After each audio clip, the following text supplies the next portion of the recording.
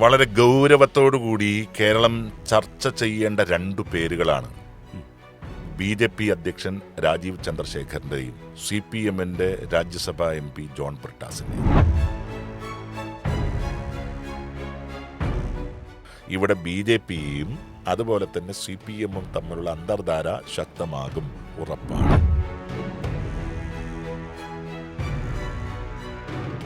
കേരള രാഷ്ട്രീയത്തിലെ പ്രതിനായകനായി ബ്രിട്ടാസ് മാറുകയും ചെയ്യുന്ന മറ്റൊരു അപകടം CPM ഏറ്റുവാങ്ങാൻ വേണ്ടി കാത്തിരിക്കുകയാണ്. MA ബേബി എന്ന് പറയുന്ന അഖിലേന്ത്യാ സെക്രട്ടറിയെ കാണാനേ ഇല്ല. ഏതെങ്കിലും ഒരു വിഷയത്തിൽ അദ്ദേഹത്തിന്റെ ഒരു പ്രതികരണം നമ്മൾ കാണുന്നുണ്ട്. ബ്രിട്ടാസിനെ CPMന്റെ നായകനായി മാറ്റിയെടുക്കാൻ വേണ്ടി പിണറായി തന്നെ മുന്നിട്ടിറങ്ങുന്നു. കേരളത്തിലെ സാധാരണ ജനങ്ങൾ ഇപ്പോൾ ആശങ്കയോടെ കേട്ടു നിൽക്കുന്നൊരു പേരാണ് ജോൺ ബ്രിട്ടാസ് എന്ന് പറയുന്നത്. ശരിക്കും പറഞ്ഞാൽ മുഖ്യമന്ത്രിയുടെ ഏറ്റവും അടുത്ത വിശ്വസ്തൻ, രാഷ്ട്രീയകാര്യ ഉപദേശകൻ എന്ന് പറയാം. പക്ഷേ അദ്ദേഹം ഇപ്പോൾ ഇടപെടുന്ന കാര്യങ്ങളെല്ലാം വലിയ ആശങ്കയിലാണ്. PM ശ്രീ പദ്ധതിയിൽ സംഘപരിവാറിൻ്റെ ആശയങ്ങൾ കേരളത്തെ അടിച്ചേൽപ്പിക്കുന്ന തരത്തിലേക്ക് പോകുന്നതിൽ ഒപ്പിടാൻ പിന്നിൽ നിന്ന് പ്രവർത്തിച്ചത് ജോൺ ബ്രിട്ടാസ് ആണ് എന്ന് പറഞ്ഞത് BJPയുടെ മന്ത്രി ധർമ്മേന്ദ്ര പ്രധാനാണ്. അത് വലിയ കോളിളക്കം സൃഷ്ടിച്ചതാണ് കേരളത്തിൽ. അതുപോലെ തന്നെ ഇപ്പോൾ ശബരിമലയിലേക്കും അതിൻ്റെ പിന്നിലും ജോൺ ബ്രിട്ടാസിൻ്റെ കൈകളുണ്ട് എന്നുള്ളത് പറഞ്ഞത് UDFൻ്റെ കൺവീനറാണ്. ചെറിയ വാക്കുകളല്ല. അങ്ങനെ ജോൺ ബ്രിട്ടാസ് വലിയൊരു വിവാദ നായകനാകുകയാണല്ലോ. വളരെ ഗൗരവത്തോടുകൂടി കേരളം ചർച്ച ചെയ്യേണ്ട രണ്ടു പേരുകളാണ് BJP അധ്യക്ഷൻ രാജീവ് ചന്ദ്രശേഖറിന്റെയും CPMന്റെ രാജ്യസഭാ MP ജോൺ ബ്രിട്ടാസിന്റെയും. എന്താ ഈ രണ്ടു പേരുകൾക്കും തമ്മിലുള്ള സാമ്യം? രണ്ടും ഒരു മീഡിയ പ്രൊഫഷണൽ എന്നുള്ള രീതിയിൽ കുറേ കാലമായി കേൾക്കുന്ന രണ്ടു പേരുകളാണ്. ഈ രണ്ടു പേരുകാരും തമ്മിൽ എന്തെങ്കിലും ബന്ധമുണ്ടോ എന്നുള്ളതാണ് രണ്ടാമത് നമ്മൾ പരിശോധിക്കേണ്ട ഒരു ഘടകം. ഉണ്ട് എന്ന് കേരളത്തിലെ പൊതുമണ്ഡലത്തിനറിയാം. കൈരളി ചാനലിൻ്റെ എല്ലാമായി പ്രവർത്തിക്കുന്ന ഒരു ഘട്ടത്തിലാണ് ഏഷ്യാനെറ്റ് എന്ന് പറയുന്ന ന്യൂസ് ചാനലിലേക്ക് ഒരാവശ്യവുമില്ലാതെ ബ്രിട്ടാസ് കടന്നു പോകുന്നത്.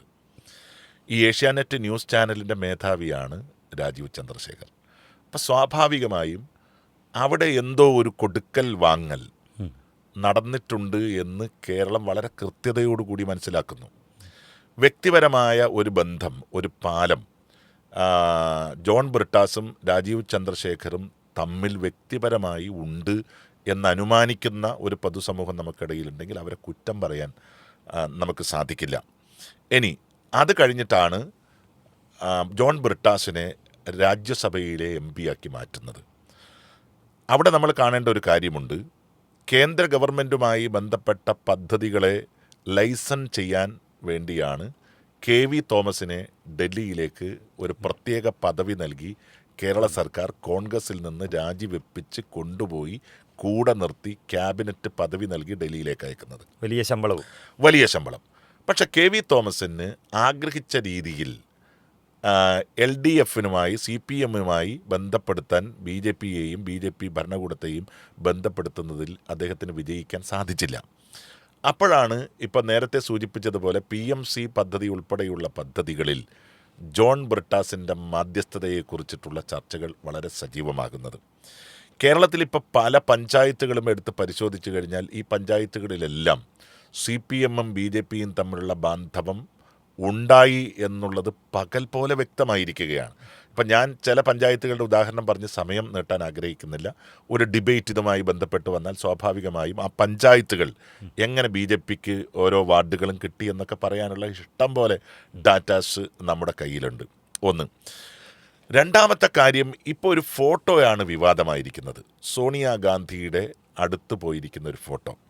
ആ ഫോട്ടോയിൽ പോറ്റിയെ കാണാൻ സാധിക്കുന്നു, മറ്റു ചില ആളുകളെ കാണാൻ സാധിക്കും. എന്നെടുത്ത ഫോട്ടോയാണ്. ആരാണ് ഈ ഫോട്ടോ പുറത്തുവിട്ടത്? ഇത് പുറത്തുവിടാൻ പാകത്തിൽ ഇതിനൊരു പൊളിറ്റിക്കൽ വാല്യൂ 2026 ഉണ്ടാകും എന്ന് വർഷങ്ങൾക്ക് മുൻപേ കണ്ടെത്തിയതാരാണ്?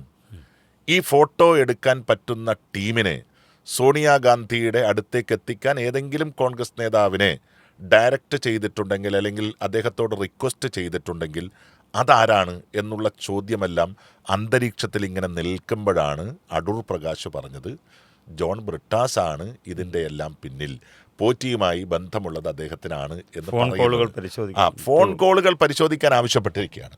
അപ്പോൾ അതൊരു ചെറിയ കാര്യമല്ല. അപ്പോൾ ഫോൺ കോളുകൾ പരിശോധിക്കേണ്ട ഒരു ഘട്ടത്തിൽ തന്നെയാണ് നമ്മൾ നിൽക്കുന്നത്. അപ്പോൾ ഈ ഒരു സംഭവങ്ങളെല്ലാം നമ്മൾ കൃത്യതയോടെ അറിയുന്നു. മറ്റൊന്ന്, CPM എന്ന് പറയുന്ന പാർട്ടിയെ ഹൈജാക്ക് ചെയ്യാൻ ഏത് രീതിയിലുള്ള പദവിയാണ് ജോൺ ബ്രിട്ടാസിന് ഈ പാർട്ടി നൽകിയിരിക്കുന്നത്? അദ്ദേഹം ദേശാഭിമാനിയുടെ ഡൽഹി ലേഖകൻ എന്നുള്ള രീതിയിൽ ദീർഘകാലം ഡൽഹി രാഷ്ട്രീയം കലക്കി കുടിച്ച് നിരവധി വ്യക്തികളുമായി, എല്ലാ പാർട്ടിയിലുള്ള വ്യക്തികളുമായി നല്ല ബന്ധം സ്ഥാപിച്ചിട്ടുള്ള ഒരാളാണ് ജോൺ ബ്രിട്ടാസ്. കേരളത്തിൽ ശ്രീ പിണറായി വിജയൻ്റെ ഏറ്റവും അടുത്ത ഉപദേശകനാണ്. പ്രത്യേകിച്ച് 2 ഇടതുപക്ഷ ജനാധിപത്യ മുന്നണി സർക്കാരുകളും കേരളത്തിൽ അധികാരത്തിൽ വരുമ്പോൾ അതിൻ്റെ ഒരു പൊളിറ്റിക്കൽ ക്യാമ്പയിൻ ഉണ്ടായിരുന്നു. LDF വരും, എല്ലാം ശരിയാകും, ഉറപ്പാണ് LDF. ഈ 2 ക്യാമ്പയിനുകളും കൊച്ചി ആസ്ഥാനമായി പ്രവർത്തിക്കുന്ന ഒരു അഡ്വർടൈസിങ് ഏജൻസിയുടെ ടാഗ്ലൈൻസാണ്. ഈ ടാഗ്ലൈനുകൾ ഉണ്ടാക്കുന്നതിനും ആ ഏജൻസിയെ ഈ പണികളെല്ലാം ഏൽപ്പിക്കുന്നതിനും മീഡിയേറ്ററായി പ്രവർത്തിച്ചിട്ടുള്ളതും ഇത്തരം കാര്യങ്ങൾ സംസാരിച്ചിട്ടുള്ളതും ആദ്യഘട്ടത്തിൽ ശ്രീ ജോൺ ബ്രിട്ടാസ് തന്നെയാണ്. അപ്പോൾ ജോൺ ബ്രിട്ടാസ് ഒരു സ്ട്രാറ്റജിക് മീഡിയ പേഴ്സണാലിറ്റി എന്നുള്ളതിൽ നിന്നും മാറി പൊടുന്നനവേ ഒരു പാർട്ടിയുടെ ഉന്നത നേതാവായി മാറുകയാണ്. പാർട്ടി പറയേണ്ടുന്ന പ്രധാനപ്പെട്ട വിഷയങ്ങളിലെ ഉത്തരങ്ങളെല്ലാം ഗോവിന്ദൻ മാസ്റ്റർ പറയുന്നതിന് പകരം MA ബേബി എന്ന് പറയുന്ന അഖിലേന്ത്യാ സെക്രട്ടറിയെ കാണാനേ ഇല്ല. ഏതെങ്കിലും ഒരു വിഷയത്തിൽ അദ്ദേഹത്തിൻ്റെ ഒരു പ്രതികരണം നമ്മൾ കാണുന്നുണ്ടോ? ആ MA ബേബിക്ക് പകരമാണ് ഇപ്പോൾ ജോൺ ബ്രിട്ടാസ് സംസാരിച്ചുകൊണ്ടിരിക്കുക. അപ്പം നമുക്കൊക്കെ വ്യക്തിപരമായിട്ട് നമ്മളൊരു ഇത്തരം ചർച്ചകളിൽ പറയുന്നത് ശരിയല്ല, പക്ഷെ നമുക്ക് എല്ലാവർക്കും സൗഹൃദങ്ങളുണ്ടാവും. അപ്പോൾ MA ബേബിയും ജോൺ ബ്രിട്ടാസും ഒക്കെ വളരെ ചെറുപ്പം മുതലേ നല്ല സുഹൃത്തുക്കളായിരുന്നു. ഇപ്പോൾ കൈരളിയുടെ ഏറ്റവും പ്രധാനപ്പെട്ട സ്വരകേരളം എന്ന് പറയുന്ന ഒരു പരിപാടി, ആ സ്വരകേരളം എന്ന് പറയുന്ന പരിപാടി കാലങ്ങളായി നടത്തിക്കൊണ്ടിരിക്കുന്നത് MA ബേബിയുടെ ടീമാണ്.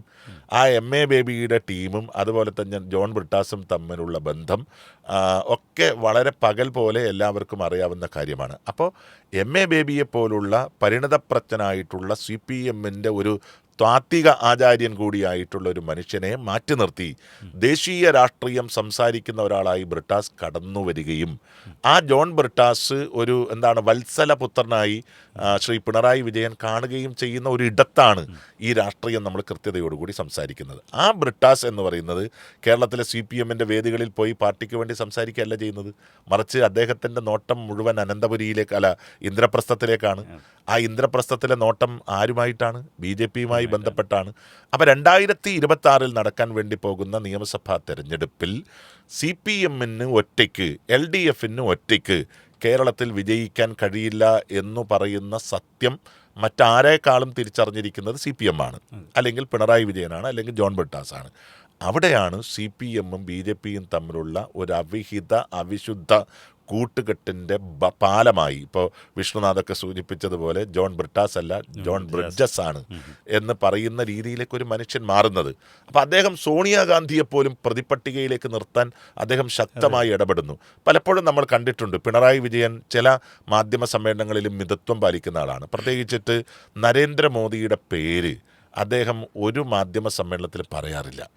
അത് ബഹുമാനം കൊണ്ടാണോ അതല്ല അതിനേക്കാളും അപ്പുറം ഏതെങ്കിലും ഒരു വാക്കുപയോഗിച്ച് പറയേണ്ടതാണെന്നറിയില്ല. ഇന്ത്യൻ പ്രധാനമന്ത്രി എന്ന് പറഞ്ഞാലും നരേന്ദ്രമോദി എന്ന് അദ്ദേഹം പറയാറില്ല. പക്ഷെ സോണിയാഗാന്ധിയെ ഒരു ലോക്കൽ ലീഡറെ കുറിച്ച് പറയുന്നതിൻ്റെ 10 ഇരട്ടി ലാഘവത്തോടു കൂടിയാണ് ഇന്ത്യ മുന്നണിയിലെ ഒരു ഘടകകക്ഷിയായിട്ടുള്ള CPMൻ്റെ ഈ ലോകത്തിൽ, ഈ കേരളത്തിൽ ഇന്ത്യയിൽ ജീവിച്ചിരിക്കുന്ന ഏക മുഖ്യമന്ത്രി തുടർച്ചയായി സംസാരിച്ചുകൊണ്ടിരിക്കുന്നത്. അതാര് സംസാരിച്ചതിന് ശേഷമാണ്? ബ്രിട്ടാസ് സംസാരിച്ചതിന് ശേഷമാണ്. അപ്പോൾ ബ്രിട്ടാസ് എന്തുകൊണ്ട് ഇപ്പോൾ കേരളത്തിലെ വിവാദങ്ങളുടെ ഒരു കേന്ദ്ര ബിന്ദുവായി മാറുന്നു എന്ന് ചോദിച്ചാൽ അത് ബ്രിട്ടാസ് തന്നെ സൃഷ്ടിച്ചു കൊണ്ടിരിക്കുന്ന ഒരു പൊളിറ്റിക്കൽ ക്യാമ്പയിൻ്റെ ഭാഗമാണ്. ആ ക്യാമ്പയിനിലേക്ക് പോയിന്റുകൾ ബ്രിട്ടാസ് ഇട്ടുകൊടുക്കുന്നു, അത് മറ്റു പാർട്ടികൾ ഏറ്റെടുക്കുന്നു. ബ്രിട്ടാസിനെ CPMൻ്റെ നായകനായി മാറ്റിയെടുക്കാൻ വേണ്ടി പിണറായി തന്നെ മുന്നിട്ടിറങ്ങുന്നു എന്ന കാഴ്ചയാണ്. കാരണം മുഖ്യമന്ത്രി പറയുന്ന വാർത്താ സമ്മേളനത്തിലെ പോയിന്റുകൾ പോലും അതിന് മുന്നേ ആര് പറയുന്നു? ബ്രിട്ടാസ് പറയുന്നു എന്ന സ്ഥലത്തേക്ക് നമ്മൾ ശരിക്കും പറഞ്ഞാൽ ബ്രിട്ടാസ് നായകനല്ല, വലിയ വിവാദ നായകനാക്കി വലിയൊരു തകർച്ചയിലേക്ക് പോകുന്ന സൂചനകളാണ് നമുക്ക് ലഭിക്കുന്നത്. കാരണം ആദ്യം PM ശ്രീ പദ്ധതി അതായത് കേരളം ഒരിക്കലും ആഗ്രഹിക്കാത്ത സംഘപരിവാറിൻ്റെ തൊഴുത്തിൽ കൊണ്ടുപോയി കേരളത്തിൻ്റെ വിദ്യാഭ്യാസത്തെ കൊണ്ടുകെട്ടുന്നു. അതിൻ്റെ പിന്നിൽ ജോൺ ബ്രിട്ടാസാണെന്ന് പിന്നീട് തെളിയുകയാണ്. അതിൽ തന്നെ യഥാർത്ഥ കമ്മ്യൂണിസ്റ്റുകാരെല്ലാം തിരിഞ്ഞു വന്നു, പാർട്ടിക്കെതിരായി, ബ്രിട്ടാസിനെതിരായി. ഇപ്പോൾ വന്നിരിക്കുന്നത് ശബരിമല എന്ന് പറയുന്ന കോടിക്കണക്കിന് വിശ്വാസികളുള്ള, ഹൈന്ദവ വിശ്വാസികളുള്ള ഒരു സ്ഥലത്ത് ഇടപെട്ടിരിക്കുന്നതും ഇതേ ബ്രിട്ടാസ് എന്ന് പറഞ്ഞാൽ കേരളം വെറുതെ നോക്കി നിൽക്കാൻ സാധ്യതയില്ല. ഇതിനകത്ത് പവി 2 പ്രധാനപ്പെട്ട പോയിന്റുകളാണ് നമ്മൾ ശ്രദ്ധിക്കേണ്ടത്. ശ്രീ വെള്ളാപ്പള്ളി നടേശന് 2015 പിണറായി വിജയൻ നടത്തിയൊരു പ്രസ്താവനയുണ്ട്.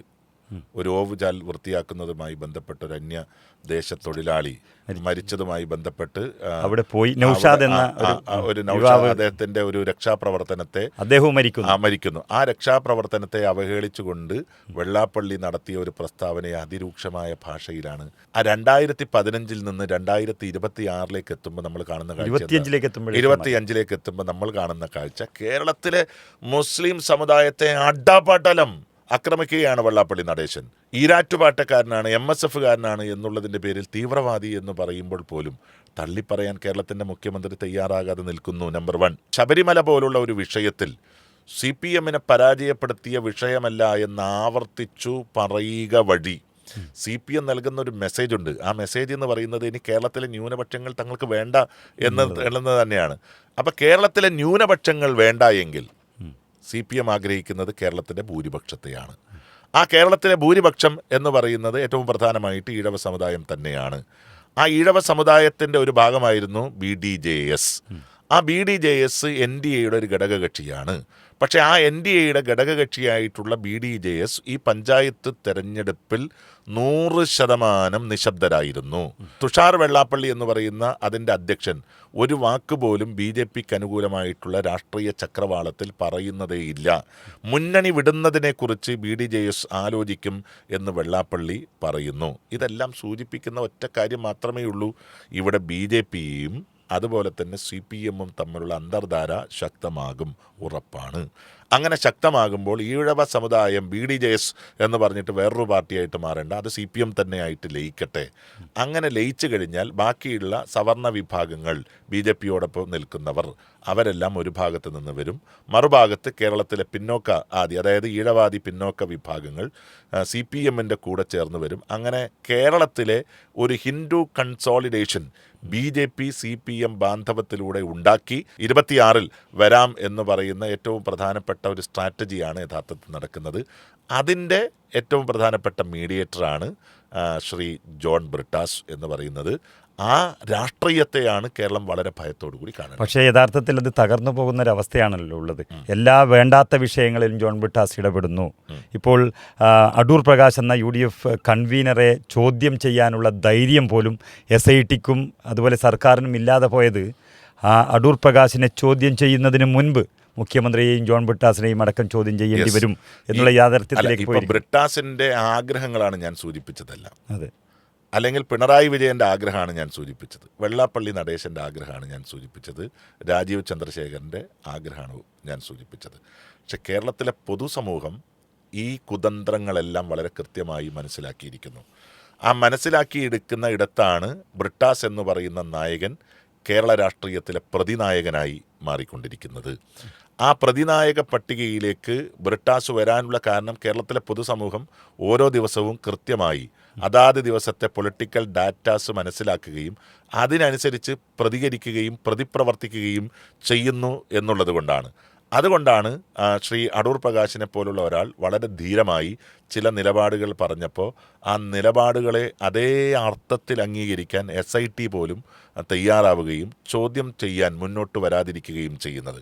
അപ്പോൾ ബ്രിട്ടാസിൻ്റെ തന്ത്രങ്ങളെല്ലാം കേരള രാഷ്ട്രീയത്തിൽ കുതന്ത്രങ്ങളായി മാറുകയും കേരളത്തിലെ ഏറ്റവും പ്രധാനപ്പെട്ട നായകനായി ബ്രിട്ടാസ് വരുന്നതിന് പകരം കേരള രാഷ്ട്രീയത്തിലെ പ്രതിനായകനായി ബ്രിട്ടാസ് മാറുകയും ചെയ്യുന്ന മറ്റൊരു അപകടം CPM ഏറ്റുവാങ്ങാൻ വേണ്ടി കാത്തിരിക്കുകയാണ്.